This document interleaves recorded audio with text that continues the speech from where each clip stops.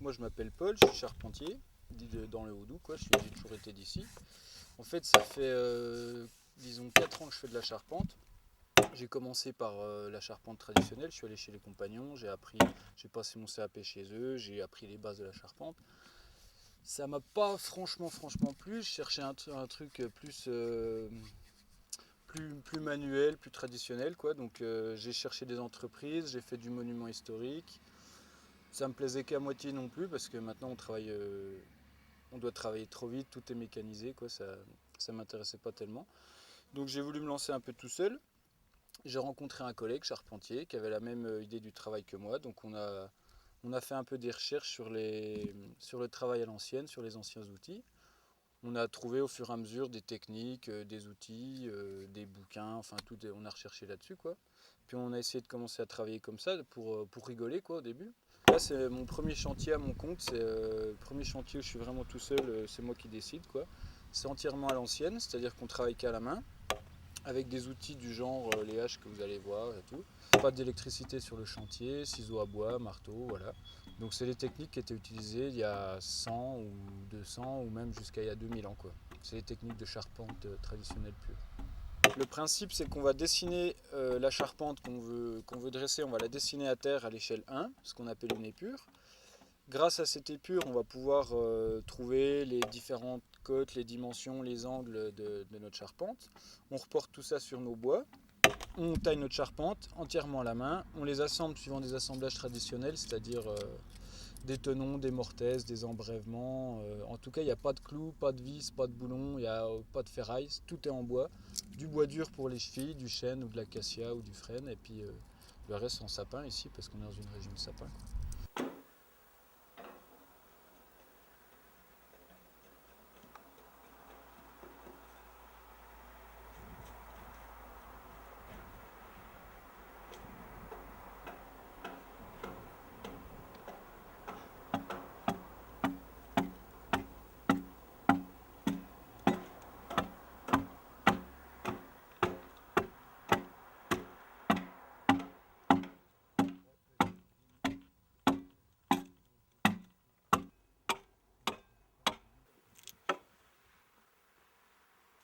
Globalement, pour faire que la charpente, il faudrait 2 mois et demi, quoi. Entre l'équarrissage des poutres, le façonnage de la charpente au sol, le dressage, ouais, voilà, il faut 2 mois et demi, quoi. Pour faire la moitié de la ferme à 2 bonhommes.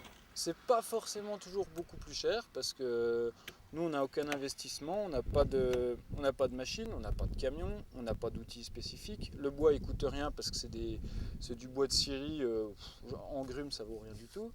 Mais par contre, on a énormément de main-d'œuvre, donc c'est sûr que ça peut coûter plus cher, quoi. Nous, les outils, déjà les outils pour équarrir, là, toutes les haches un peu spécifiques, c'est des outils qui sont plus utilisés, en tout cas en France, depuis la Première Guerre mondiale, quoi. À partir de la Première Guerre mondiale, l'industrialisation à fond, les scieries partout, ça a fait que plus personne équarrissait les poutres à la main. Donc c'est des outils, ouais, qui ont vraiment disparu, quoi. Même nos grands-pères, en fait, la plupart, ils savent pas vraiment ce que c'est, quoi. Il faut remonter aux arrière-grands-pères et tout, vraiment 2, 3 générations au-dessus, pour qu'ils aient vu cet outil utilisé sur les chantiers et tout. Donc c'est des outils qui ont disparu, quoi. On peut en trouver des fois dans des greniers, sur les brocantes, sur eBay, des machins comme ça, mais c'est rare, quoi. Puis ça coûte cher, quoi. Donc ça, c'est un outil assez récent, mine de rien, par rapport aux autres haches. C'est un outil du siècle dernier, quoi. Ça peut avoir ouais, les premières haches de cette forme-là, qu'on appelle Breitbeil, c'est des haches allemandes très spécifiques qui sont, je ne sais pas si vous pouvez voir, qui sont forgées de manière à ce que le manche soit complètement désaxé à la lame. C'est des haches de finition pour l'équarrissage, c'était des haches assez techniques, qui ne sont pas faciles à utiliser, qui sont très lourdes. Et c'est vraiment l'aboutissement de la hache pour l'équarrissage des troncs. Parce que c'est la hache avec laquelle on arrive à avoir la finition la plus propre, la plus droite, la plus facile pour les assemblages et tout. Donc ça s'appelle une Doloir Breitbeil, Doloir allemande.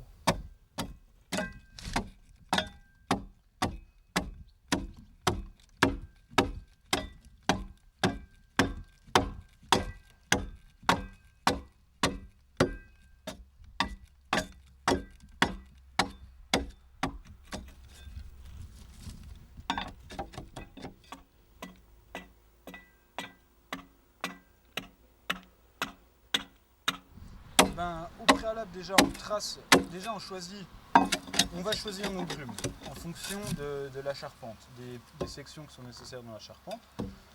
Moi je travaille avec une scierie ou des bûcherons, je vais choisir ou mes arbres sur pied ou déjà coupés, suivant, suivant la forme qu'ils ont, s'ils sont bien droits de fil, s'il n'y a pas trop de nœuds, s'ils sont encore frais pour que je puisse travailler dessus.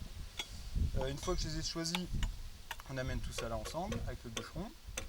Et après, au fur et à mesure, je sors mes bois là-dessus, là, sur un banc d'équarrissage. Ça consiste juste en 2 bastings et puis ce qu'on appelle des clameaux qui vont fixer mon bois pendant que je travaille dessus. Je trace ma pièce capable à chaque bout de mon grume grâce au fil à plomb pour être sûr d'être dans le même plan d'un bout à l'autre de la grume. Et une fois que j'ai tracé ma pièce capable à chaque bout, je trace les arêtes au cordeau, c'est ce cordeau bleu là, on peut voir sur le trou, qui correspondent à l'arête de ma pièce quoi. Et après j'ai plus qu'à descendre d'aplomb avec ma hache quoi. Donc, au début je fais des entailles perpendiculaires à la grume pour me faciliter l'équarrissage.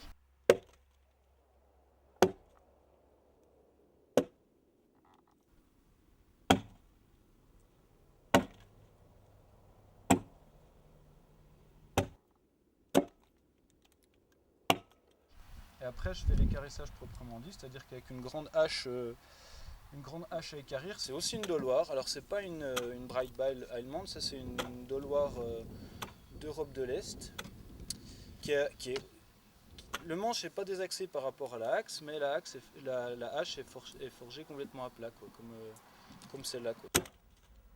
Je casse mes entailles et j'arrive à faire une face grossièrement plate. Quoi. Et après, je passe la doloire pour une finition parfaite, quoi. Enfin parfaite entre guillemets.